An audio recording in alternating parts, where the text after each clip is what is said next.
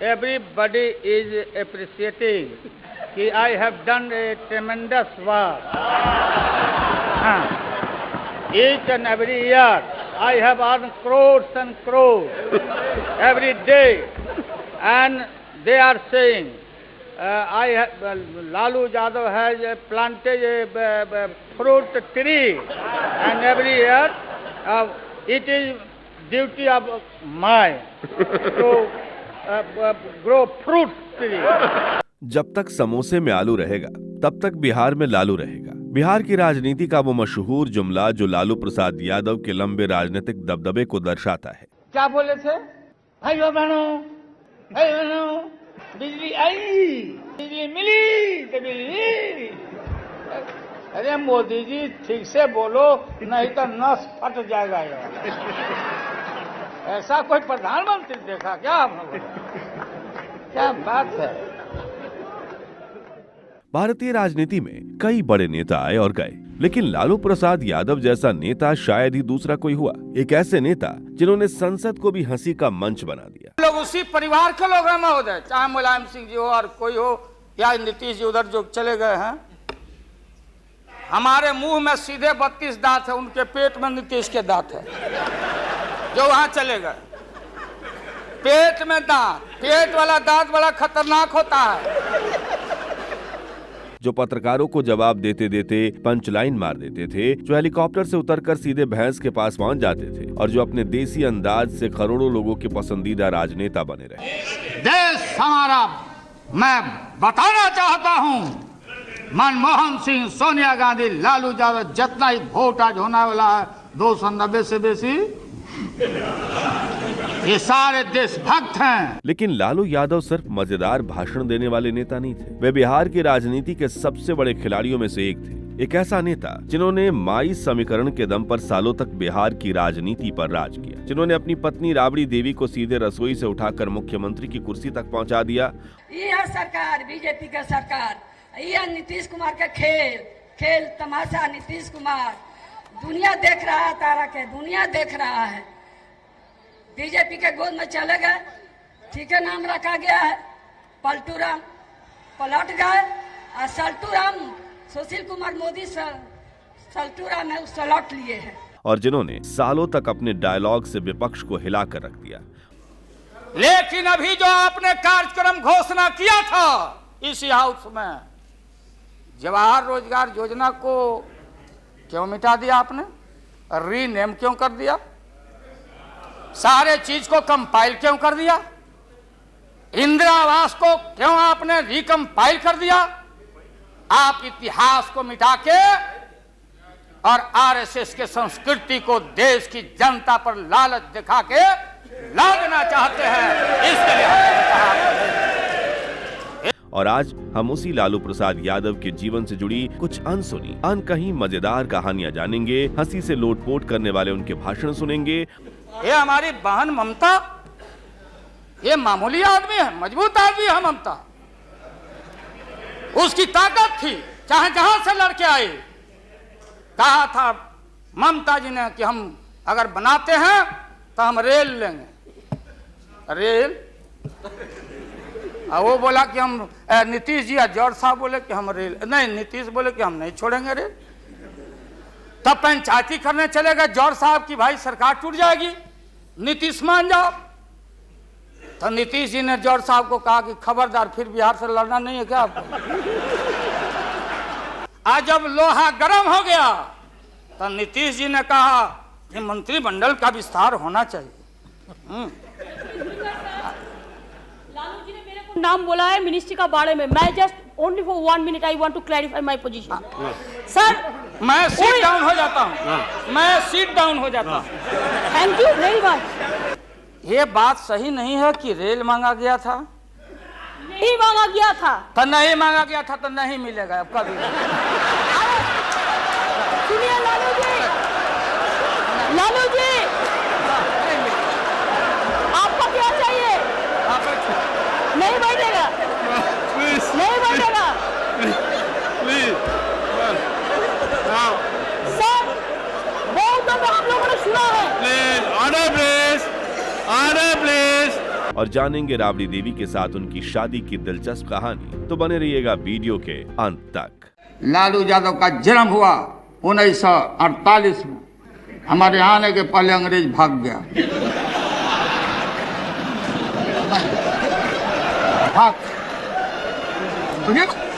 लालू प्रसाद यादव के लिए एक बात अक्सर कही जाती, ताश की गड्डी में जिसे लोग जोकर समझ रहे थे वही आगे चलकर तुरूप का इक्का निकला। क्योंकि बिहार के एक छोटे से गांव में गरीब परिवार में जन्मा वो लड़का जिस जाति से आता था उसके साथ समाज में छुआछूत तक की जाती थी, जिसे ना ढंग की अंग्रेजी आती थी। Everybody is appreciating कि I have done a tremendous work.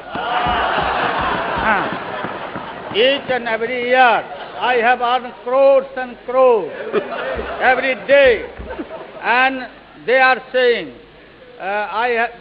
Lalu Yadav has planted a fruit tree, and every year it is duty of mine to grow fruit tree. ना ही बड़े नेताओं जैसी शाही पर्सनालिटी थी, जो धोती कुर्ता पहनकर देसी अंदाज में बात करता था, भैंस पर बैठ जाता था और मीडिया के सामने आकर दातून करता था। वही आगे चलकर बिहार का मुख्यमंत्री बना, देश का रेल मंत्री बना और भारतीय राजनीति का सबसे अलग और सबसे चर्चित चेहरा बना। 11 जून 1948 को बिहार के गोपालगंज जिले के फुलवरिया गांव में लालू प्रसाद यादव का जन्म हुआ। मैं जन्म लिया था फुलवरिया गांव गोपालगंज में। फुलवरिया गांव में तो हम लोग को मालूम नहीं कि हमारे भविष्य में क्या लिखा है। कहा जाता है कि बचपन से ही उनमें नेतागिरी और लोगों को अपनी बातों से प्रभावित करने का अलग ही हुनर था। गांव वाले बताते हैं कि लालू बचपन में जितने शरारती थे उतने ही तेज दिमाग वाले भी थे। इसी से जुड़ा एक मजेदार किस्सा आज भी फुलवरिया के लोग सुनाते। जब लालू यादव छोटे थे तब वो गांव में गाय भैंस चराने जाया करते थे। एक दिन एक हींग बेचने वाला व्यापारी गांव में आया। लालू ने उससे हींग खरीदी, लेकिन उसे इस्तेमाल करने की बजाय पूरे गांव के कुएं में डाल दिया, क्योंकि उन दिनों कुएं में कीड़े लग गए थे और लोगों को पानी पीने में दिक्कत हो रही थी। अब हींग वाले ने पैसे मांगे तो लालू सीधे उसे लेकर गांव के मुखिया के पास पहुंच गए और बोले, गांव के काम में हींग इस्तेमाल हुई है, पैसा भी गांव ही देगा। फिर मुखिया ने कुछ पैसे दिए, लेकिन पूरे नहीं पड़े, जिसके बाद छोटे से लालू गांव में घूम घूम कर चंदा इकट्ठा करने लगे और आखिरकार उस व्यापारी का पूरा भुगतान कर दिया। हालांकि दोस्तों, लालू यादव की राजनीति में आने का सफर बिल्कुल आसान नहीं। उस दौर में बिहार की राजनीति बड़े बड़े खानदानी नेताओं और ऊंची जातियों के दबदबे में चलती थी। ऐसे माहौल में फुलवरिया गांव का ये लड़का पटना यूनिवर्सिटी पहुंचा और यहीं से उसकी किस्मत बदलनी शुरू हो गई। कहा जाता है कि कॉलेज के दिनों में लालू यादव जहां जाते थे वहां भीड़ अपने आप लग जाती थी। वो भाषण कम और देसी अंदाज में बातचीत ज्यादा करते थे। लालू को स्मार्ट सिटी नहीं चाहिए, स्मार्ट गांव चाहिए, स्मार्ट गांव चाहिए हमारा। लागल लागल झुलनिया में धक्का बोलम कलकत्ता चल। लेकिन उनकी यही बात छात्रों को पसंद आने लगी। धीरे धीरे वो छात्र राजनीति का बड़ा चेहरा बन गए और फिर आया 1974 का जेपी आंदोलन, जिसने लालू यादव को पहली बार पूरे बिहार में पहचान दिलाई। जयप्रकाश नारायण के इस आंदोलन में लालू इतने सक्रिय हो गए थे कि इमरजेंसी के दौरान उन्हें जेल तक जाना पड़ा। कहा जाता है कि वो लालू प्रसाद के पॉलिटिकल करियर का टर्निंग पॉइंट था, क्योंकि आपातकाल हटने के बाद 1977 में जनता पार्टी ने उन्हें छपरा से टिकट दिया और भारी बहुमत से चुनाव जीतकर लालू प्रसाद यादव संसद में सबसे कम उम्र यानी महज 29 साल के एमपी बन गए। 1980 में जनता पार्टी की सरकार गिर गई और लालू भी चुनाव हार गए, मगर वो विधानसभा चुनाव जीतकर विधायक बन गए। इसी तरह अगले 10 सालों तक पार्टी में लालू का कद बढ़ता रहा, लेकिन असली खेल अभी बाकी था, क्योंकि साल 1990 में जनता दल ने लालू प्रसाद यादव को बिहार के मुख्यमंत्री पद के लिए चुन लिया और 5 मार्च 1990 को लालू ने बिहार के मुख्यमंत्री पद की शपथ ली। और इस दौरान पैदा हुआ उनका सबसे ताकतवर राजनीतिक हथियार माई समीकरण। दरअसल लालू यादव सिर्फ भाषणों और मजेदार अंदाज से राजनीति नहीं करते थे, वे जमीन पर ऐसा वोट बैंक तैयार कर चुके थे जिन्होंने उन्हें सालों तक बिहार की राजनीति में सबसे ताकतवर चेहरा बनाए रखा। इस राजनीति की सबसे बड़ी ताकत थी माई समीकरण, यानी MY, मुस्लिम और यादव। अगर इंसान ही नहीं रहेगा, इंसान नहीं रहेगा, तो मंदिर में घंटी कौन बजाएगा या कौन बजाएगा? जब इंसानियत पर खतरा हो, इंसान नहीं रहेगा तो मस्जिद में इबादत कौन देने जाएगा? 24 घंटा मैं निगाह रखा हूँ हमने अपने शासन के अपने तरफ से पूरा उनकी सुरक्षा का भी व्यवस्था किया, लेकिन दूसरे तरफ हमारे सामने सवाल है, अगर एक नेता और एक प्रधानमंत्री का जितना जान का कीमत है उतना आम इंसान का जान का भी कीमत है। हम अपने राज्य में मतलब दंगा फसाद को फैलने नहीं देंगे। जहां फैलाने का नाम लिया और जहां बवेला खड़ा करने का नाम लिया तो फिर हमारे साथ चाहे राज रहे या राज चला जाए, हम इस पर कोई समझौता करने वाले नहीं हैं। बिहार में मुस्लिम और यादव समुदाय को मिलाकर करीब 30% वोटर थे और लालू यादव ने बहुत जल्दी समझ लिया था कि अगर ये दोनों समुदाय एक साथ आ गए तो सत्ता लंबे समय तक हाथों में से नहीं जाने वाली। इसी सोशल इंजीनियरिंग के दम पर उन्होंने अपनी राजनीति को नई पहचान दी और सालों तक बिहार की कुर्सी पर अपनी पकड़ मजबूत बनाए रखी। इस माई समीकरण की असली ताकत देश ने 8 अक्टूबर 1990 को देखी। लालू को पहली बार मुख्यमंत्री बने सिर्फ 7 महीने हुए। पटना के गांधी मैदान में आरक्षण के समर्थन में एक विशाल रैली हो रही थी। प्रधानमंत्री वीपी सिंह समेत देश के बड़े बड़े नेता मंच पर मौजूद थे और मैदान लाखों लोगों से भरा हुआ था। तभी नए नवेले मुख्यमंत्री बने लालू यादव ने मंच से जोर से नारा लगाया, आज से दंगों में मुसलमान भाइयों की जान माल की रक्षा की जिम्मेदारी यादवों की होगी। और फिर उन्होंने एक ऐसी बात कह दी जिसकी चर्चा आज भी बिहार की राजनीति में कहती है। लालू बोले, अगर एक मुसलमान को बचाने में 10 यादवों की कुर्बानी भी देनी पड़े तब भी कोई बात नहीं। बस यहीं से बिहार की राजनीति में माई समीकरण पूरी ताकत के साथ खड़ा हो गया। मुस्लिम समुदाय का एक बड़ा वर्ग पहली बार खुद को राजनीतिक तौर पर सुरक्षित महसूस करने लगा और लालू यादव को ऐसा वोट बैंक मिल गया जिसने उन्हें बिहार की राजनीति का सबसे बड़ा खिलाड़ी बना दिया। चलिए अब लालू प्रसाद यादव से जुड़े कुछ दिलचस्प किस्से और उनके मजेदार भाषण सुनते हैं। न लोटा न थारी तो पेट भरे गिरधारी, तो हम लोग असूल वाले लोग हैं, ये आप समझ लीजिए। कहा जाता है कि एक बार चुनाव प्रचार के दौरान लालू यादव का हेलीकॉप्टर भूल से विरोधी पार्टी की सभा में उतर गया। तभी उन्होंने बिना घबराए मंच संभाला, लोगों का अभिवादन किया और कहा, अपना नेता आए तो उनकी बात सुन लेना, लेकिन जब तक वो नहीं आते तब तक मेरा सुन लो। लालू के मजेदार चुटकुले भी संसद में हर किसी को हंसी से लोटपोट कर देते थे, जैसे कि ये वाला। याद आ गया हमको, एक लिख के लाए हैं हम, तुम अगर मुझको न चाहो तो कोई बात नहीं, तुम अगर मुझको न चाहो तो कोई बात नहीं, तुम किसी और को चाहोगे तो मुश्किल होगी। वहीं एक बार उन्होंने बिहार की सड़कों की तुलना बॉलीवुड की अभिनेत्री हेमा मालिनी के गालों से कर दी। उनका कहना था कि बिहार की सड़कें हेमा मालिनी के गालों की तरह चिकनी और खूबसूरत होनी चाहिए और उनका ये बयान खूब चर्चाओं में रहा था। लालू जी की लोकप्रियता का सबसे बड़ा सीक्रेट यानी आम जनता से कनेक्ट, वो अपने भाषण में हिंदी के साथ भोजपुरी बोल देते थे और फिर बिहार के लोग जो शोर मचाते वो देख आप भी हैरान रह जाओगे। हाँ, बोला कि हम स्मार्ट सिटी बनाएंगे। लालू को स्मार्ट सिटी नहीं चाहिए, स्मार्ट गांव चाहिए, स्मार्ट गांव चाहिए। झुलनिया में धक्का बोलूं कलकत्ता चला। उनके मजेदार भाषण सुनकर तो एक बार सोनिया गांधी ने भी हंसी के ठहाके लगा दिए। यादव लोगों जब भैंस नहीं पटक सकी तो नरेंद्र मोदी पटक देगा। लालू जी हर काम कैमरे के सामने करते थे क्योंकि वो जानते थे कि कैमरा ही उनका असली साथी है, फिर चाहे वो दातून करना हो या फिर योगा। फिर वो कान भी बंद करके ये सब ब्रेन जो है यहाँ, हाँ यहाँ। वहीं अपनी एक रैली में उन्होंने मंच से सरेआम बाबा रामदेव की खूब मजाक उड़ाई और यकीन मानिए उनकी स्टैंड अप कॉमेडी के सामने बड़े बड़े कॉमेडी सुपरस्टार भी फेल हैं। रामदेव तो बोला था लोगों को कि हम योगासन करेंगे रामलीला मैदान में, आज जब पुलिस आई तो कुदासन कर दिया।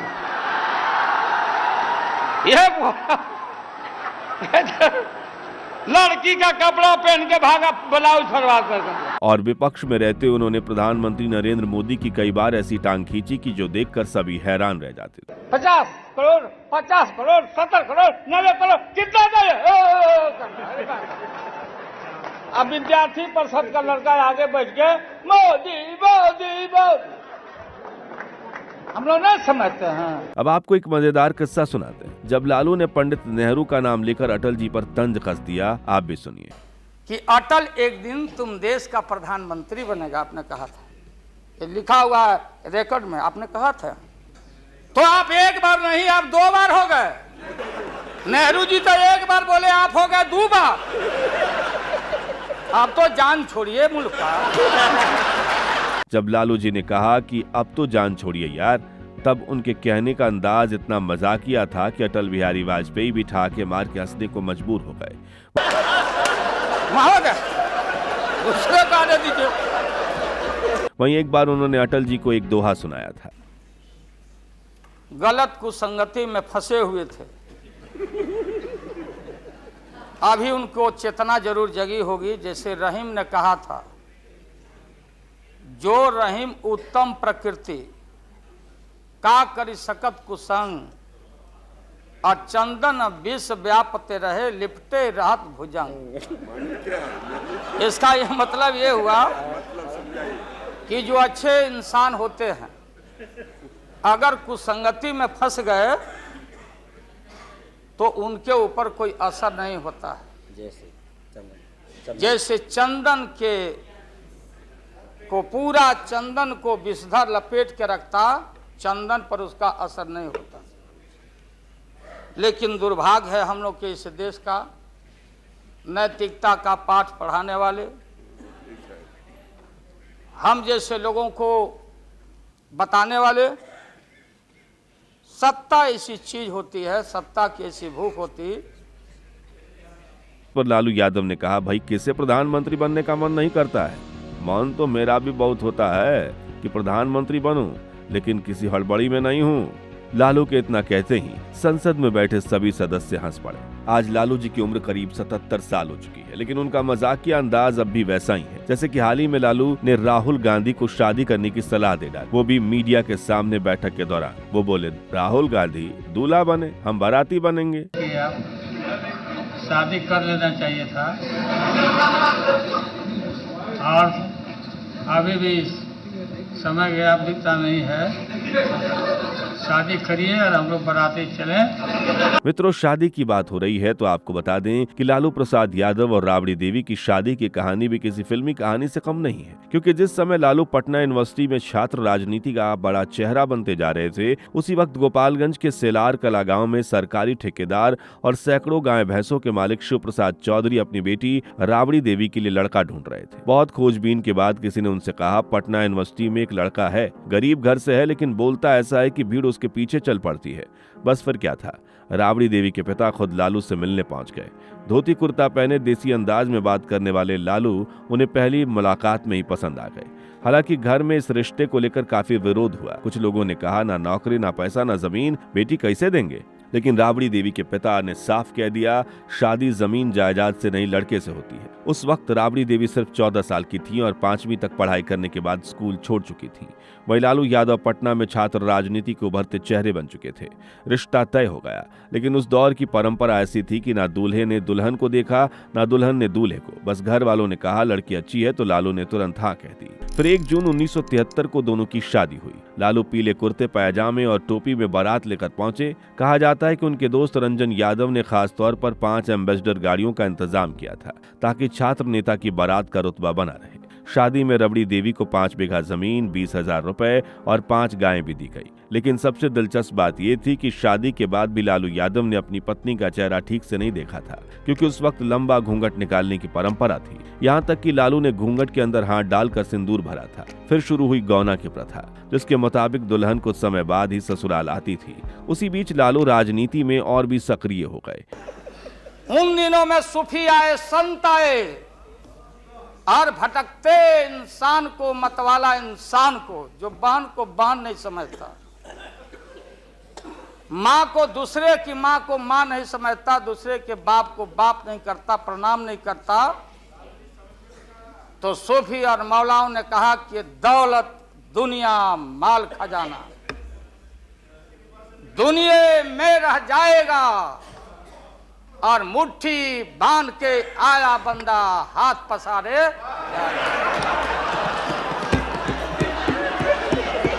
जैसे 1974 में जब पहली बार लालू और राबड़ी देवी ने ठीक से एक दूसरे से बात की, तब बिहार में जयप्रकाश नारायण का आंदोलन उफान पर था। लालू ने राबड़ी देवी से कहा, बिहार में बड़ा आंदोलन चल रहा है, मुझे वापस पटना जाना होगा, जेल भी हो सकती है। राबड़ी देवी चुपचाप सुनती रही और लालू फिर निकल पड़े, आंदोलन की तरफ, जेल की तरफ और आगे चलकर बिहार की राजनीति के सबसे बड़े चेहरे बनने की तरफ। इस तरह राबड़ी देवी ने हर मुश्किल दौर में लालू यादव का साथ निभाया और आगे चलकर लालू यादव ने भी अपनी पत्नी को सीधे बिहार के मुख्यमंत्री की कुर्सी पर पहुंचा दिया।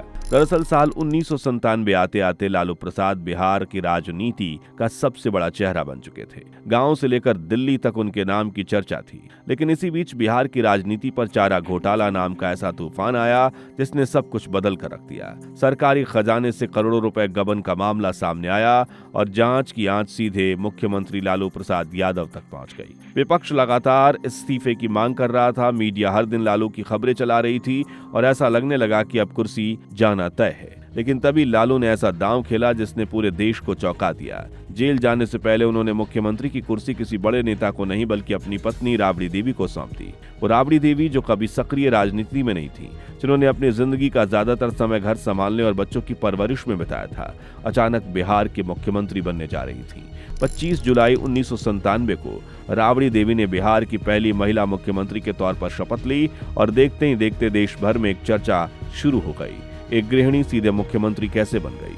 पटना की गलियों में लोग मजाक में कहते थे, लालू जेल गए लेकिन राज अभी भी उन्हीं का चल रहा है। कई लोग ने इसे परिवारवाद कहा, कई लोगों ने इसे लालू यादव का सबसे बड़ा राजनीतिक मास्टर स्ट्रोक तक बता दिया।